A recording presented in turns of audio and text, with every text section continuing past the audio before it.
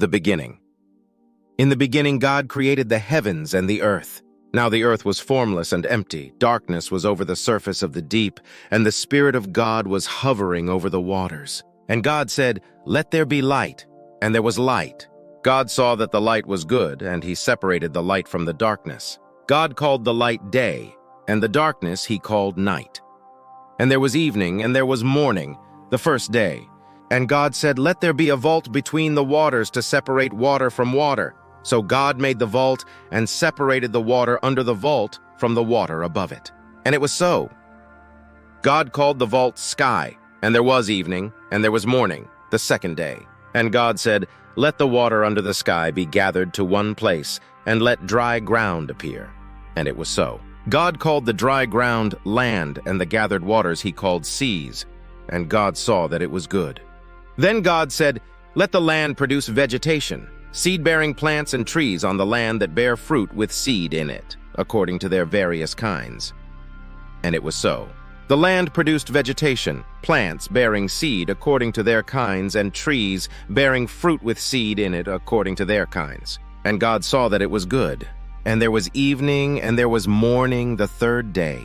And God said, "Let there be lights in the vault of the sky to separate the day from the night, and let them serve as signs to mark sacred times and days and years, and let them be lights in the vault of the sky to give light on the earth." And it was so. God made two great lights, the greater light to govern the day and the lesser light to govern the night. He also made the stars.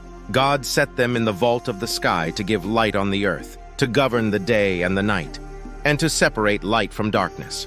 And God saw that it was good. And there was evening, and there was morning, the fourth day.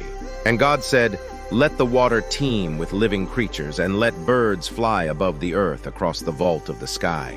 So God created the great creatures of the sea, and every living thing with which the water teems and that moves about in it, according to their kinds, and every winged bird according to its kind. And God saw that it was good. God blessed them and said, "Be fruitful and increase in number, and fill the water in the seas, and let the birds increase on the earth." And there was evening, and there was morning, the fifth day. And God said, "Let the land produce living creatures according to their kinds, the livestock, the creatures that move along the ground, and the wild animals, each according to its kind." And it was so. God made the wild animals according to their kinds, the livestock according to their kinds, and all the creatures that move along the ground according to their kinds. And God saw that it was good.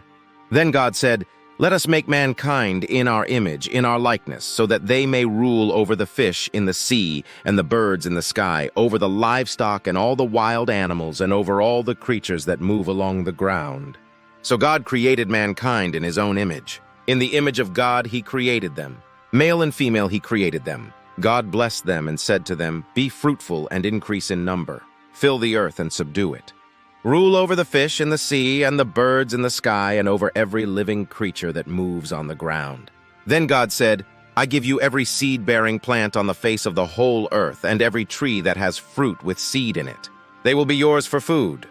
And to all the beasts of the earth, and all the birds in the sky, and all the creatures that move along the ground, everything that has the breath of life in it, I give every green plant for food." And it was so. God saw all that he had made, and it was very good.